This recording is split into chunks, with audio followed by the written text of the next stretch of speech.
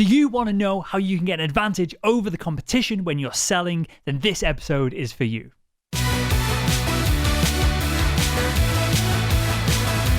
Hello, Sales Nation, and welcome to today's episode of the Salesman podcast. On today's show, we have Dianna Geairn, we have Shawn Karol Sandy. They are the hosts of the Sellout Show, which you can find on YouTube by searching Sellout Show. And on today's episode, we're diving into differentiating ourselves from the competition by learning harder, by being a better resource for our potential customers. And so, with all that said, let's jump in to today's episode. Dianna, Shawn, welcome to the Salesman podcast. Thank you. Hey, thanks for having us. This is awesome. You're more than welcome. I'm glad to have you both on. I can feel the energy kind of bouncing around here. You've all got smiles on your faces, which is all good. And on today's show, we're going to dive into helping the audience to learn harder than anyone else, presumably the competition, so that they can earn more sales. And so I want to tee up the show, and I want to leave it somewhat open-ended because I don't want to put words in your mouth. I want to kind of get the pathway for this conversation from both of you guys. When we say learn harder, where should we be learning harder? Where should we be spending our time? Because I'm in two minds of this. When we're spending time learning, it allows us to add more value to the people that we're selling to. We're an asset to them. We can drive sales and differentiate ourselves regardless of the product by being a person who can give insights, can give content, can help that individual on the other end of the phone call or in the meeting. On the other hand, people will misstewed this message and they will be saying to themselves, oh, if I just spend 6 hours a day in a book and not actually bother getting on the phone, it'll make it easier. So I want to kind of go down the line and bounce here, but we can learn about the customer's role. We can learn about the problems that they have, which is the classic, almost cliched consultative sell that obviously has value that we can perhaps dive into. We can learn about the vertical. We can learn about our own industry. We can learn about our competitors' products, more sales skills, a whole lot more. So I'll start with you, Dianna, of where should we start with all of this? Because I've just come up with a lot of that off the top of my head in 5 minutes of notes before the interview, and seemingly I'm lost in where we should start in the first place. I'll help you out there. So first of all, it was Shawn actually who came up with the hashtag Learn Harder. But one of the things that Shawn and I are absolutely committed to is that salespeople have access to making a solid six figures in their business. And we've both realized over time as we've been doing our podcast that, one of the things that is common about both of us is that we invest time. And, it was early on in my career that I can't remember, it was Brian Tracy or somebody that said, absolutely invest between 3 and 10% of your time and your money in your education. So, but the thing is, it's important not to let this conversation get too general, right? Because it could be very philosophical in general. So what I'm talking a lot about these days is if you're going to be in the business of sales and you want to be at the tables where you can actually start to earn a solid six figures, you need to understand the business of business. So if you do not have a business degree, that's not a problem, but you need to understand what ROI means. You need to understand total cost of ownership, and ROI, you need to know that means return on investment. You need to know, supposedly there are 7 people involved in every complex buying decision now, and they're all going to have different concerns and they're all going to have different business concerns. Your end user may just have a performance concern, but you're dealing with the CFO and you're dealing with people who understand the bottom line. And if you don't know how your product interrupts a problem that they're having from a business perspective, then you're lost. So just do whatever you can to get business knowledge. Shawn, where do we get this business? It's a simple question and almost a silly question to ask, but where do we get this business knowledge from? Is it from experience of just doing the role and hustling down and knowing that it's going to get easier a decade in? Or should we be proactively learning and dedicating time to sucking in knowledge so that we can communicate with our customers with the kind of acronyms and terminology that they use? Yeah, I think the best sellers that I've ever worked with, and I did this, was I went out and got the knowledge. I went out and got the knowledge by asking questions, by going beyond just my buyer, by saying, who else can I meet in the organization? And just being dedicated to to infiltrating everything about the organization, about the industry, about the marketplace. You can get this great knowledge through experiences, but you have to, find a prospect, go through the buying process before on the back end you get those experiences, unless you're just like dedicated saying, I'm going to go get this knowledge. So I'm going to go talk to more people. I'm going to go find more people. And that doesn't happen by accident. You don't just have a mentor or a sales director or a seller in your organization who's really, killing it. And then they go and, pick up their head and empty out everything they know to you. You have to be dedicated to going and getting it. And that is a hallmark of some of the best salespeople I know right now, is they go out and get the information that they need so that they come to the table prepared. If you don't understand how purchasing something from you impacts, so you're going to you sell something to, the production side of a business, and you need to understand, what does that look like for the CFO? What does that look like when it hits the bottom line? How does that impact operations? And nothing happens in a vacuum. So go to those other departments and go to those other people, go get the information so that you can help your customers make decisions. That is, man, you just have to go and be dedicated to getting it. Well, yeah, or, leverage. So I'm going to turn it back on you, Will. Leverage what you already know. You've got a degree in chemistry. And if I understand correctly, your sales career was primarily selling to doctors and physicians or medical specialists. Mm-hmm. So, I'm sure there was a business aspect of what you had to learn, but you really understood the science behind, you could speak the language of science. And so sometimes you need to leverage off of your formal education too. So with my background, it was chemical sales I went into. It was selling chemical catalysts to the pharmaceutical industry, selling essentially precious metals, platinum, palladium, crazy values because they're more expensive. That's the part of the product they were buying. And it bored the heck out of me dealing with all these nerds, because I'm somewhat of a nerd, but I'd be on the phone with a complete nerd in a lab coat. I wear ridiculous glasses. They're kind of 4 inches thicker than mine. And it bored the crap out of me. So then the compromise for me was, I knew I wanted to be in a technical sales role because that, one, interested me. So I would proactively want to learn. And then two, I wanted to be in a role where there was potential for high income, of course. So there's that balance there and narrowing things down for myself. And I knew that going into medical device sales, I was spending a lot of time with surgeons. I mean, everyone around me here in the NHS in the UK, everyone. So my mum was a pharmacy technician, so she worked in the NHS for 30 years. My brother's a pharmacist, so he works in the NHS. My girlfriend's a doctor, so she works in the NHS. A bunch of my mates in high school and college were nursing students and doctors, and so somehow I was going to get roped into it. So there was this element of choosing the right career, which I think is narrowing down some of this conversation for the audience as well. Of, if you don't want to learn your industry, your vertical, the niche, the people that you're selling to, then you're probably in the wrong role. I think that's probably the starting point for this conversation. If you've got to have some kind of interest. But then I was you are in the wrong role. Yeah. And you've got to make things easier for yourself, because I was selling endoscopy equipment, camera systems. A lot of the stuff I learned is kind of being projected onto the screen behind me, and all the audio visual production of what we're doing now with the podcast.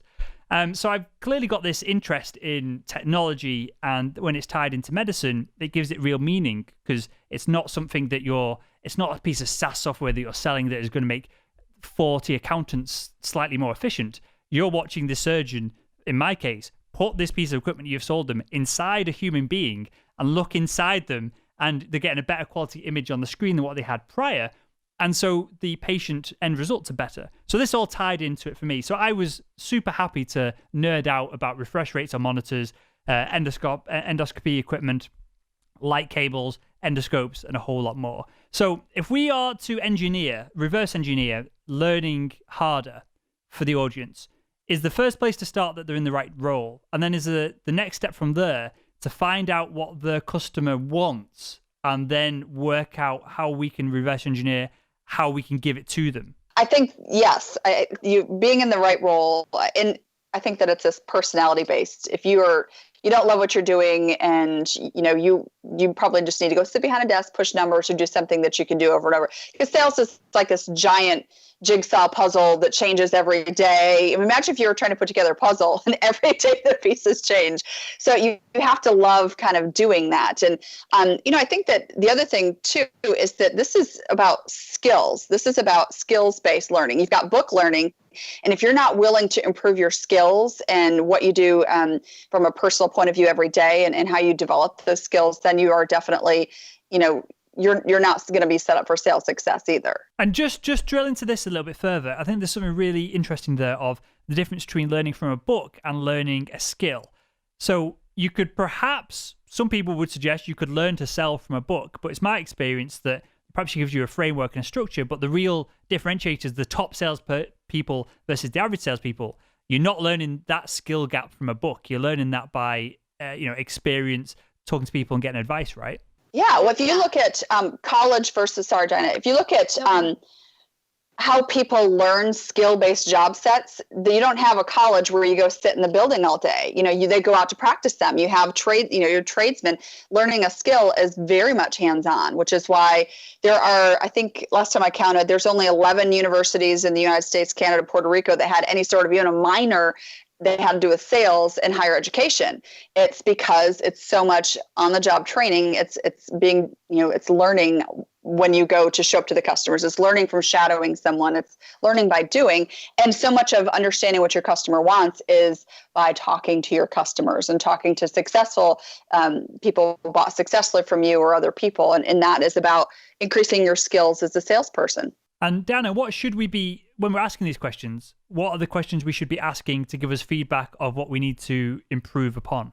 I'm not sure I understand the question. I'll give you context of, so I was selling in the NHS. I was doing, say, deal sizes of 50 grand to 150 grand, just dealing with the surgeons. And then as it passed through that, I'd go to procurement officer, and then you'd battle with procurement for a couple of weeks and the surgeons would get involved. My favorite part of the scale, procurement. You get the surgeon involved, and it would always go through. And I've only ever worked for the best companies in the industry, so there was never any. It was somewhat of an easy role once you'd got the relationships built up. But every now and again, when the deal size would go into the £500,000 to £1 million range, then you'd be dealing with a CFO. How do I, or what questions do I ask a CFO that I've dealt with in the past, perhaps? That I'm comfortable dealing with surgeons, I'm comfortable dealing with procurement. I'm not comfortable dealing with a CFO that throwing all kinds of acronyms at me that I have no idea what they're talking about, and I don't want to look stupid, and I don't want to look like it's one thing to say to them, I'll ask my boss, I'll go and ask this, I'll find it out for you. But if that's what you're doing all the time, you're not really serving them, you're not really helping them. So how do I ask them?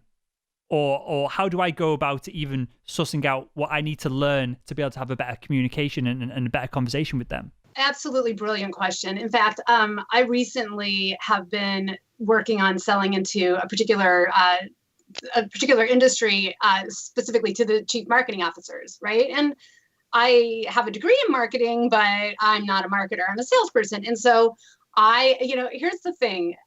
If you have a little bit of curiosity and a device, you can learn anything. So the first thing I did was I Googled, what do CMOs care about? What's really cool, Will, is you don't have to know everything, right?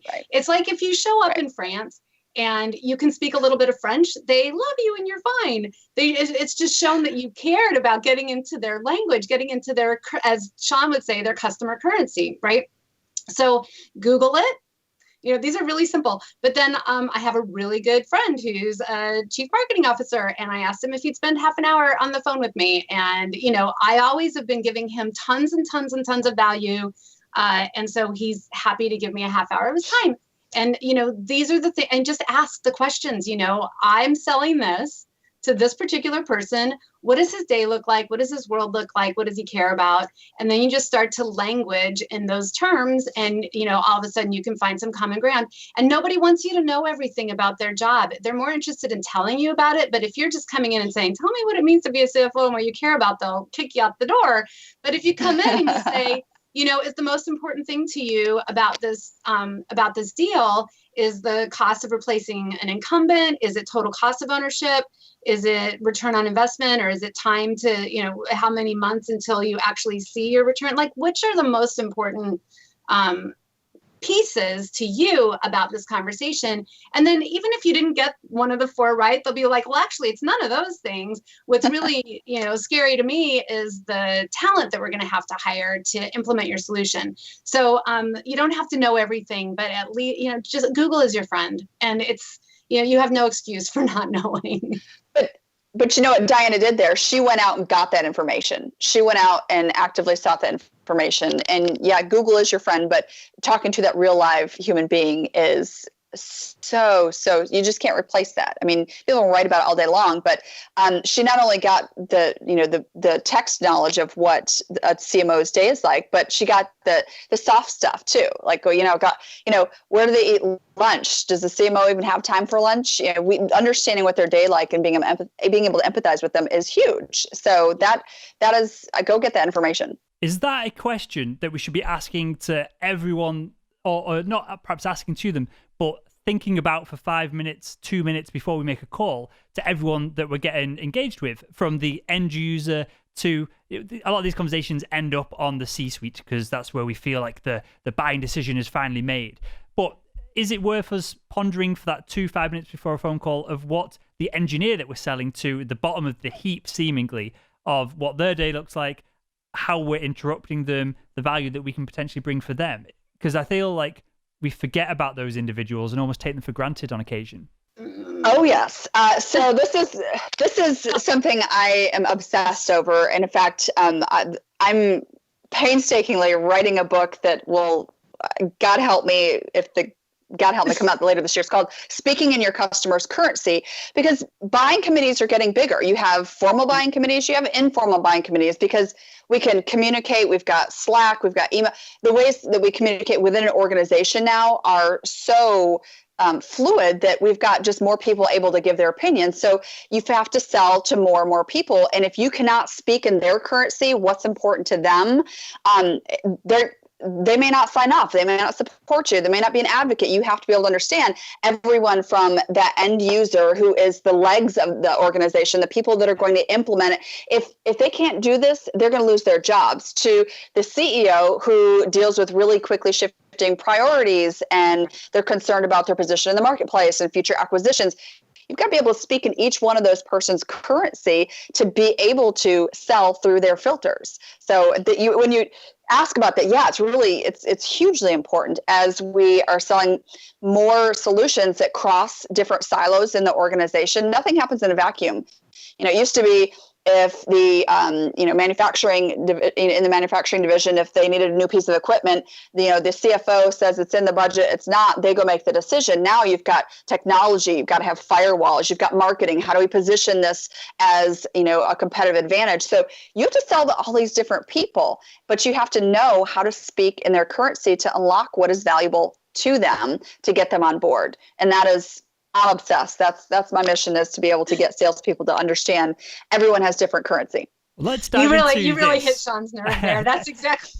It's almost like I prepared that question beforehand. But let's dive into this a little bit deeper, because I think there's something to clarify here. Are we talking about, when we using your language of talking in the customer's currency, or using their language? Are we talking about literally using their language and weird NLP tactics and kind of Tony Robbins psychology and psychoanalyzing them and essentially almost getting onto the point of manipulation tactics? No. I don't know anything about NLP, really. I mean, people have said, I have stayed away from NLP because I don't like manipulation, and it feels to me like it could be, maybe I'm not giving myself an edge, but I think the language that you use is really important. So, Will, you'd said earlier, what about the engineer at the bottom of the heap? And I think a lot of us really think about it that way. But when you notice, and I'm not trying to hack you here, but if you're thinking about somebody being a bottom of the heaper as opposed to a very valuable piece of your sales jigsaw puzzle that Shawn laid out, they can become not only your biggest advocate, but they know how to navigate their own organization. One thing that I love to ask my buyer is, what are you judged on? Like at the end of it, when you come to your review in 6 months, what are you being held to account for? And how's my solution going to impact your ability to, do that? And then I ask them, and what is your boss graded on? I know the angels start singing at that point because what happens we need a is sound effect to put in over it. If I can make my bottom of the heaper a rock star with their boss, I've won the game. And they'll open up all the things that I need to know about how to buy. And if you ask quality questions, you don't have to know their entire language. You don't have to nerd out, and you certainly don't have to use manipulation tactics. If you just care what that person's life looks like and how you're going to make it better, then that's all I think you need. Shawn, how much of a differentiation is actually giving a shit about the people that you're speaking to versus just the competitor coming in trying to flog stuff? Oh my gosh. It's a huge differentiator. That's knowing what makes someone say yay or nay is not just about the budget. It's not just about features and stuff like that. So every person has a job to do. Like, so when we're teaching customer currency, you break it down between stakeholder function, CEO, VP, director, user, and then also you look at what vertical they serve within the organization. Are they, tasked with HR? Are they marketing? Are they production? And they all have their own filters. So then we take a look at what's their function, what's their stakeholder position, and then we look at the filters of what are positive business outcomes for them. What are experiences they may have had, good, bad, or ugly, buying this product before, using this product before? What is their level of risk? I talk about risk with, on the user level, they are the legs of the organization. They're usually the ones who are going to implement a solution.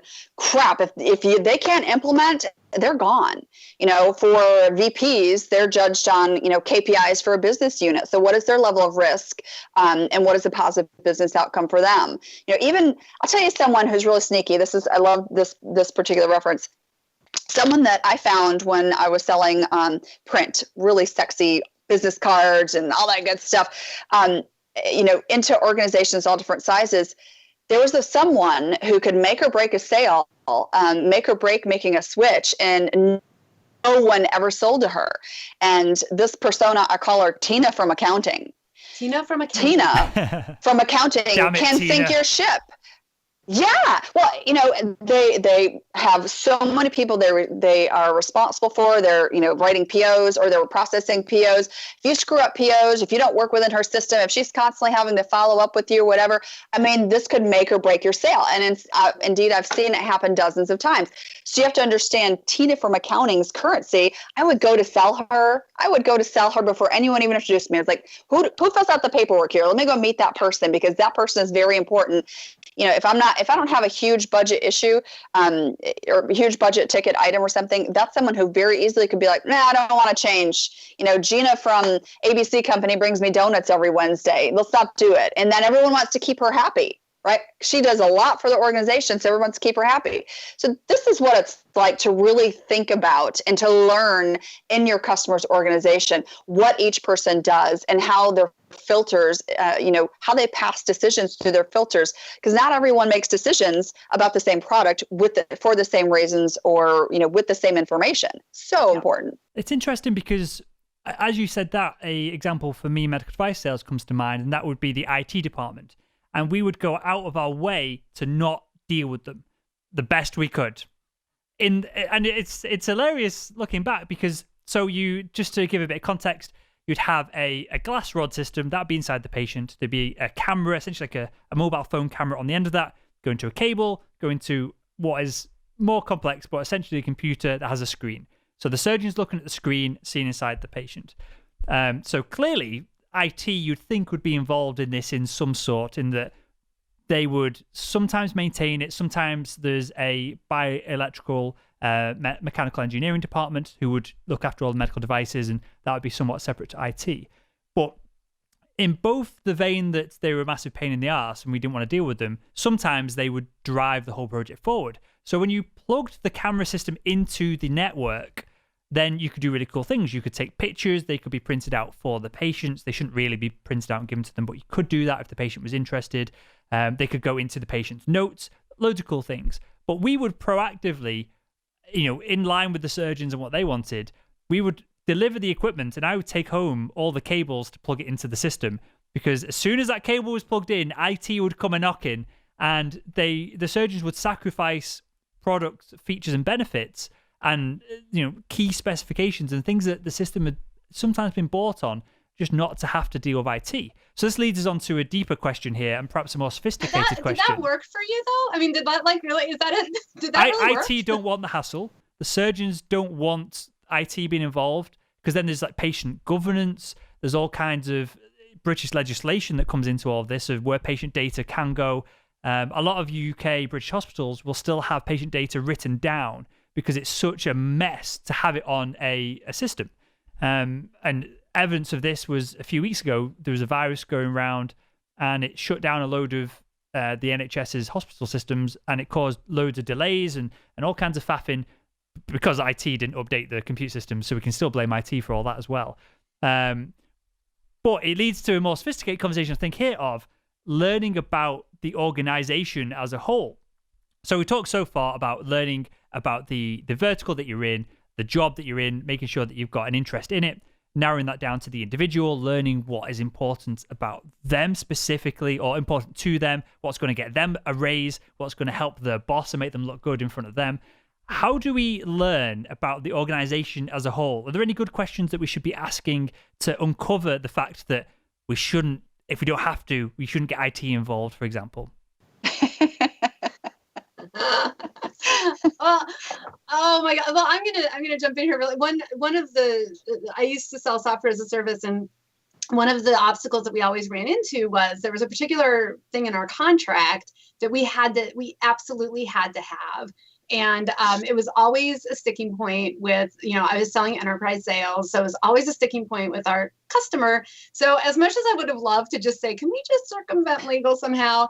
Never figured out how to do that. But what I would do instead is, as we were kind of getting to that buying place, I'd say, okay, so here, I just wanted to set you up for success here. This is what always happens. And it's probably going to happen here. So here's what I want you to do. I want you to go find the attorney who's going to do this deal. And I want you to take them to coffee. And I want you to explain how amazing it is that it's going to be what it's going to be like to work with us. And if you could just kind of share that might be this sticking point, and here's how other enterprises have overcome it. Now the attorney's on your side, they've been coffeeed up, and oftentimes I could have my internal buyer be strategic about, in your case, the IT person that was going to evaluate my system, or be strategic about the attorney that was going to negotiate our contract. So I think, and that was a way for me to learn, but also to teach, my buyer how to buy what I had to sell. And is that a problem in that people, Shawn, don't know how to buy? Is that something that we should be considering? And there's difference between dealing with a procurement officer. Clearly, they're trained to screw us to the ground and get everything that they can possibly get from us for the cheapest price. But when you're dealing with C-suite, for example, they perhaps bought lots of stuff so they can make quick decisions. But do they really know how to formulate a proper buying decision? For the good, in that if they can do that and we've got the best product service offering and we add value, then we'll win, of course. But then the bad is that they're probably easily manipulated if they suck at making an acute buying decision. Is this something that we should be aware of, and is this something that we should investigate when we're dealing with them in the first few conversations? Yes. And how many times, I know that this has backfired on me, it's backfired on my sellers, that you think you have the green light, you've gone down the road with somebody and everything seems great. And then what happens is they didn't really necessarily know enough to be able to pull the trigger. It may have been that you went high, you're with the CEO or the business owner or whatever, and then they said, oh, everything looks great, but then the real people who have to implement it or you put it together, like, whoa, slow your roll. You don't know enough to be making this decision. That does happen, and it happens a lot. And so this is where I think that one of the nuances of we talk about learning harder, of being an excellent salesperson, is that you have now more than ever have to act like a project manager, and you've got to bring people together. You need to know, and this goes back to currency. I'm going to just preach it all day long. Preach. You have to be able to say, okay, Mr. CEO, this sounds great. I understand what, positive, what you need my thing to do for you, which would be great. Let's talk about the VP of that division, and let me talk to some of the users, because you just have to be the one to like, Dianna loves it when I use this metaphor. You have to be the conductor of the symphony, right? To make music, you've got to be able to know who plays what and how to bring it all together so that you can get that desired response. And that's a part of training your buyers. If you've got someone who clearly doesn't know everything, and if you're proposing a solution that goes through different parts of your organization, they probably don't. It's really smart to not be single-threaded, to only be tied to that one person to make the decision, to go throughout the organization anyway. That is a sure way to outsell your competitors and to keep your foothold in the organization, to see problems coming a mile away for renewals, and to not let someone else in the back door by having those connections and having all those relationships. Super smart. Is that going to become more and more prevalent over time as, statistically more people are part of the buying process? The risk is getting spread around. No one really wants to make a decision because they don't want to get sacked for making a bad one. You as a sales professional might have, which is what I had a logistics person kind of working in my team. I had a sales trainee working in my team that I would task to do some of the roles just to maximize kind of my reach across my accounts. And then even more so, there might be a marketing person in your team in the future, or there might be that closer engagement with marketing to produce content to help kind of move the deal along. Is this going to get more and more prevalent over time, that you have to be the conductor at the front of the orchestra? Well, I think so. Yeah, Shawn's going to say yes. Go ahead, Shawn. I mean, I have my own thoughts about this. So, no trend continues to expand forever, right?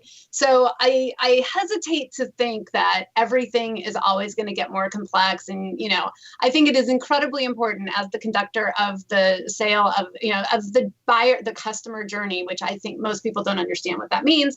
But as you're understanding, you just have to be smart about what that person's world is, right? And, if I were looking at things, I would be very less concerned about how a complex sale is going to have more people involved and how I have to have all of them involved and know all their roles. I think that's super important. But I would be really concerned with how is artificial intelligence, how is augmented reality, how is Internet of Things affecting my buyer and their buyer and the way that they buy a product that I offer in the marketplace. And it could be for sealing tape that, one of Shawn's client sells, that may be way down the road, that those kinds of things are going to be impacting. But if you're listening to TED Talks, if you're listening to NPR, if you're listening to anything that's out there interesting, that is the topic of the day, and it's going to impact your life. It's going to impact your company. Your buyers are thinking about it, or they're implementing stuff that's going to have an impact. And if you're asking those questions,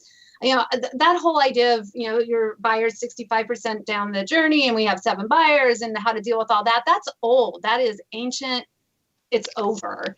If you're smart, you're looking at the other stuff that's happening. How does Snapchat impact your business? Well, let me ask you this then, because I feel like I've got an opportunity to drive a little bit of a wedge between you here and get some different opinions. So I'm gonna chomp on the bit and go at it of, and we'll get your thoughts on this as well, Shawn. But Dan, how is sales going to look different if it's not going to get more complex over time? How is it going to look in 5 years' time for the the B2B sales professional who's listening to this? Well, geez, that's the magical question. And I think about it all the time. That is something I obsess about. But here's what I think is going to happen.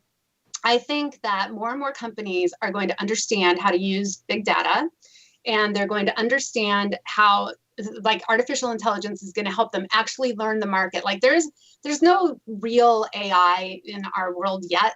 With the salespeople, it's not really AI, because to me, artificial intelligence means that it has the capacity to learn. But it's happening. And I don't even know what augmented reality is, but the people over at Prezi are doing some cool stuff with it that I want to make sure I know about. So what I think is going to start to happen is I think there are going to be more companies that are relying on big data, augmented reality, and AI, like technology, to make the initial buying decisions to get you to your final three. And then you've got a very small buying committee. That's what I think is going to happen. So Shawn, what do you think is really going to happen?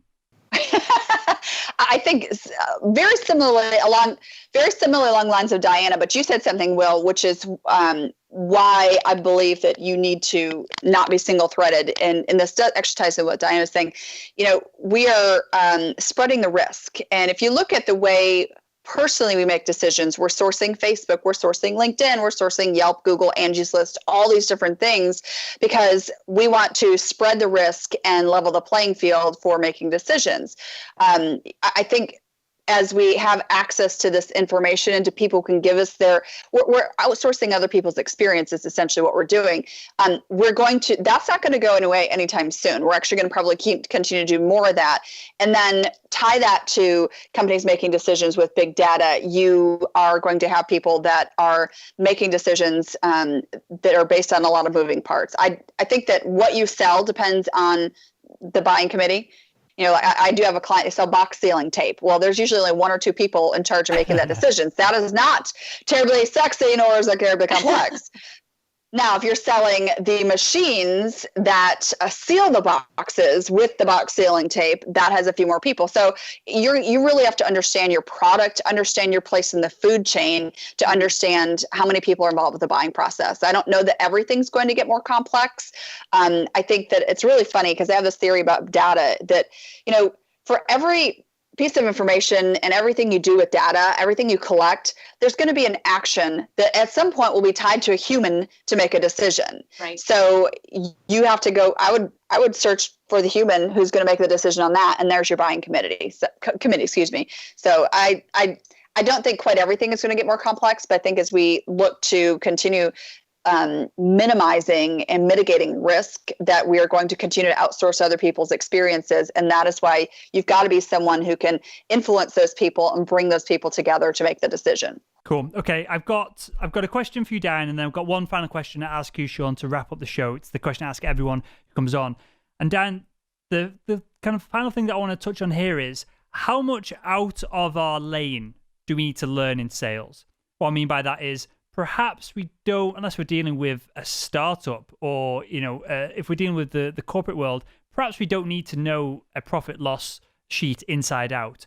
But that's something that may come in handy, and it shows wider business acumen. If you're dealing with the C-suite at anyone at that exec level, it shows that you can have a decent conversation with them on deeper things. But it's not necessarily in your lane if you're selling, packing tape to people in that kind of space, in the packaging space. So how much time should we spend skirting around the edges and reading books on marketing or reading books on leadership and things like that? Oh, you are so good. I'm so glad you asked that question. So I think you should go way out often. One of my favorite podcasts of yours is the one with Chris Voss on how to negotiate anything. And I got his book and I read it, and it has made a huge difference in one area that I was a little bit stuck. So what happens when you get out of your lane is you start to have new perspectives that, give you aha moments. And this is one thing that Shawn and I are absolutely committed to, is that on our show, we're bringing people on who are bringing valuable insights, who are not in the sales world at all. We're working on getting a dominatrix on the show because... True story. Yeah, because those people are very, very good at holding their clients to account for what they asked for and delivering it in the manner that they said they would. And, salespeople need to understand that. So I think, most business books are absolutely terrible. And I think you should read them to see how terrible they are and understand how terrible they are. But I think that you really need to be listening to experts who have become extreme in their own field, because they have so much to offer if you're going to be extreme in yours. Love it. We had Chris Voss on again at the end of last week to talk about how to deal with procurement officers, very specifically how to negotiate with people who are trained to negotiate back with you. And that was a fascinating show. So that'll be out in the next few weeks alongside this one. But yeah, I love this. Stuff like that is hot. That's cool. It was a good show. I learned a lot. I learned and kind of not to sidetrack here, but one thing that was really interesting, and this will tee up that show for everyone who's kind of watching this one as well, is getting to the point that they're trained to get you to the point of saying no, of giving up on something. So we were talking about almost engineering a failure point in your proposal that you could go, okay, right, you've got me, and then they get to tick their box. And essentially you have to learn the game that they're playing, and you have to learn what they are quoted on. They might be financially incentivized to get a 10% discount on every deal that comes in. So you can factor that into your numbers as well, and everyone wins when that is achieved. But conscious of time here, so Shawn, got one final question I ask everyone that comes on the show. So I'll give you this one to answer, and that is, if you could go back in time and speak to your younger self, what would be the one piece of advice you'd give her to help her become better at selling? Well, I talk with this to my sellers, and my kids and my volleyball players, my Girl Scouts, all the people in my life that I coach. And I would tell younger me, I would say, look and embrace the suck. Challenges and struggle is good. Look, in those moments, you're supposed to learn something. You're supposed to learn something. And it's usually that you need to take a step back and need to go back to some of the foundation and improve your foundation. So if I was stuck on a deal, if I was having a bad week, if I was having, a bad quarter or something, I would say, what are you supposed to be learning? And not just look at it for the sucky mud experience that it is, but go back and really say, okay, what are we supposed to be learning now? Because obviously it's something. And usually that would take me back to some of the foundational skills. Is it time management, productivity? Is it phone skills? Is it getting outside my box? Is it putting forth more effort? Whatever that is, I would take myself back and say, embrace the suck. You're supposed to learn something from struggle. I think as humans, we think of struggle and difficulties as this bad thing. Like we're supposed to live this, friction-free life, but that is so not how it's supposed to be. That's, friction and challenges are where you build muscle. The struggle is where you build muscle. So that's what I would go back and say to my younger self. I love this. So just to put a slight spin on this. So this is something I think about regularly with the podcast when I'm having a down day, when I don't want to sit and edit 4 hours of video content. But you've got to embrace it and you've got to get through it, because I see it as a barrier to entry for other people. So we put out more content than I think anyone else in the sales space. We're up there with anyone who isn't kind of the BBC as the amount of content that we're putting out in the business world as well. And, it's helping grow the show. I know for a fact every time that we add another layer of content that we're publishing on a daily or weekly basis, the numbers, there's no hockey sticks here. It's all super linear, the growth of the show. But I see it as there's times where I'm like, I cannot be bothered doing this. The only way I motivate myself to do them is knowing that other people can't be bothered to do them as well. So if I break through that barrier and others won't, you're just going to get to the top of the heap. And I think you can do that with sales as well. So with that, and that kind of the context of shows and content and publishing, tell us a little bit about your new show. It's on YouTube, and where we can kind of find out more about it all. The Sellout Show, because we're always sold out, and we help you sell out. Yeah, find us on YouTube at The Sellout Show. It is, Dianna and I are committed to providing help, useful, actionable advice for what we call boots on the ground, phone on the hand sellers, people out in the trenches every single day trying to make at least a solid 6. Not everyone can have a jet, their own private island, or whatever. Those things are great. But sales is one of those, it's just one of the industries that drives and feeds the world. How many, was it 1 in 8 people make a living selling something? So it's tough. It's tough out there. And we want to provide that really, truly actionable advice and tell the real truth about it too. So the good, the bad, and the ugly.